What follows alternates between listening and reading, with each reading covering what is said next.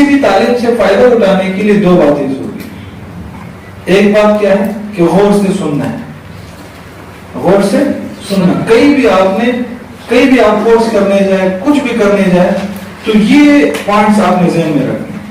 देखो, अगर आपको एक फ्रेम दिया जाए और आपको कहा जाए कि इसको दीवार में टांग दो, दीवार पे लगा दो, तो अगर आप इसमें 4 स्क्रूज लगा दो, स्क्रू समझते हो, नट, एक कील होता है, एक स्क्रू होता है, तो स्क्रू में ज्यादा सफाई भी होती है और ज्यादा मजबूत होती है। तो समझो कि ये कोर्स हमारा एक फ्रेम है और इसको हमें दिमाग में फिट करना है।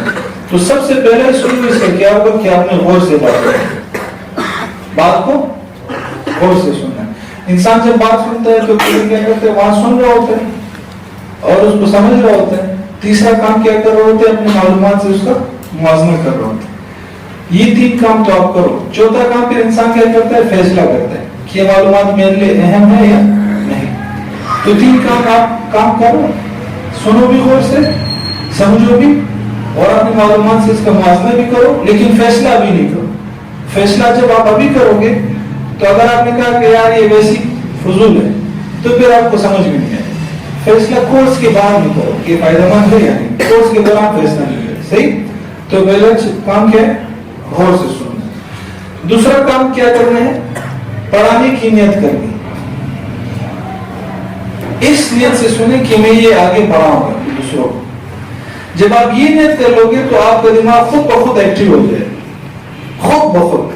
आपने देखा होगा क्लास में जो लड़के तकरार करवाते हैं उनका क्लास में बैठने का अंदाज मुख्तलिफ होता है, और जो लोग चिल्लू मखलूक होते हैं वो पीछे यार बैठे होते हैं, आपकी मसले रात को तकरार में देख लेंगे, इसी तरह होते हैं। तो आप सब ने नियत करनी है कि अपने आगे पढ़ाना है। सब नियत करते हैं, वो वादा भी करते हैं। सही इंशाल्लाह कम से कम अगले साल इस दिन तक एक बंदे को लाजिम पढ़ाना है जो आज हम पढ़ेंगे। सही, सबका वादा है, वादा है, इरादा नहीं है। सही, वादा है। वो हम एक जमात में गए थे तो वहाँ एक बंदे से हमने बात की तबलीग की, भाई तो उसने यार मेरा वो जो लिखते हैं वो जाते नहीं है, मेरा वो उसको पता ही नहीं दिखेगा, तो मेरे से इरादा है जो लिखवाऊंगा मैं, लेकिन जाऊंगा नहीं। तो ये वो इरादा नहीं है, ये क्या है, वादा है। और वादे के बारे में आयतुल मुनाफ़ ऐसा वादा। सही, 2 काम ये हो गए। तीसरा काम आप इसको क्या कर ले, अमल में ले, अप्लाई कर ले। जब आप इसको अमल में लाओगे तो इंशाल्लाह इससे आपको भरपूर फायदा होगा। अगर आप उसको अमल में नहीं लाओगे तो ये आहिस्ता आहिस्ता आपके दिमाग से निकलता जाएगा। तहकीक से साबित है जो चीज इंसान सुन ले उस पर अगर एक हफ्ते के दौरान अमल कर ले तो सही, अगर एक हफ्ते के दौरान अमल नहीं करेगा तो वो चीज पर अमल करना 50% नामुमकिन हो जाता है। और अगर 1 महीने तक उसको डिले कर दे तो 99% अमल करना मुश्किल हो जाता है। और अगर 2-3 महीने तो फिर 99.99 वो उस पर अमल नहीं करेगा। तो कल आपने टाइम मैनेजमेंट पढ़ी, अगर आपने आज उस पर अमल करना शुरू कर दिया तो फबिहा, अगर नहीं किया तो 1 हफ्ते के बाद 50% आप अमल नहीं कर सकते, और उससे आगे 1 महीने के अंदर नहीं किया तो फिर 99%। तो आपने इसको अमल में लाना। तीसरा काम क्या करना है, अमल में। चौथा काम क्या करना है, दुआ।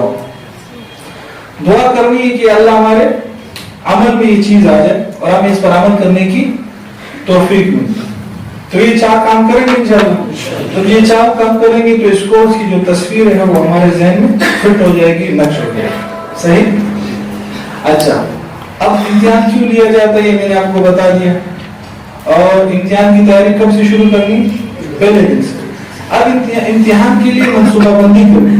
अब मंसूबाबंदी करने के लिए क्या करना है, आपने वक्त निकालना है इम्तिहान की तैयारी के लिए। हम लोग असल में वक्त निकाल नहीं पाते इम्तिहान की तैयारी के। अब वक्त कैसे निकालेंगे, आपने चंद काम करने।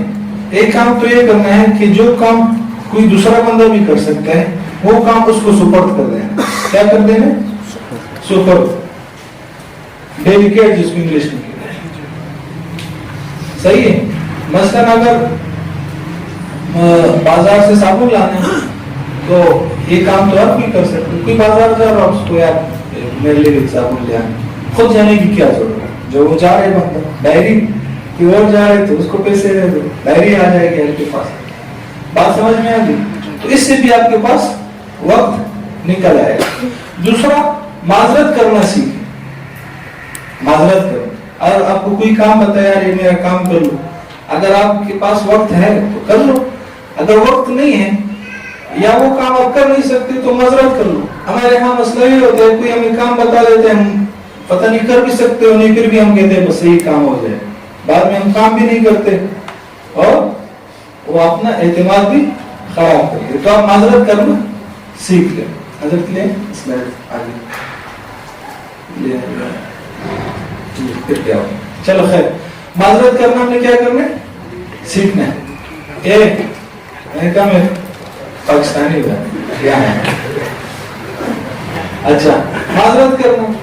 اور تیسرا کام ترجیح دینی. امتحان کی تیاری کو دوسرے کام پر ترجیح دینی. سونے پر ترجیح کس کو دینی؟ امتحان کی تیاری. یہ اس طرح آپ کام کرو گے. اور ایک وقت میں 2 کام کرو.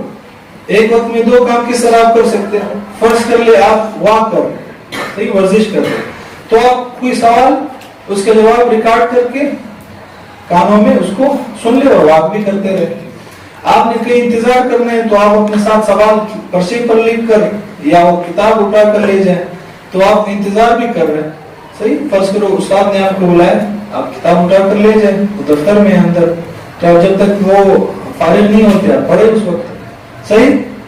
تو اس طرح اگر آپ ایک وقت میں 2 کام کریں گے تو آپ کے پاس وقت نکل آئے گا، پھر آپ کام کرو گے. اس طرح منصوبہ بندی کریں. اور سب سے بیسٹ منصوبہ بندی میں ہے کہ آپ نے نظام الاوقات بنانا ہے. نظام الاوقات کس طرح بنائیں گے؟ کل اس پر ہم نے تفصیل سے بات کی کہ کون سا کام Q1 ہے، Q2، Q3، Q4. اسی اعتبار سے کام کو ترجیحات دینی ہے. پھر آپ نے بنانا ہے کہ کس ٹائم اٹھنا ہے، کس ٹائم کھانا ہے، کس ٹائم سونا ہے، کس ٹائم میں نے کس کتاب کو دینا ہے.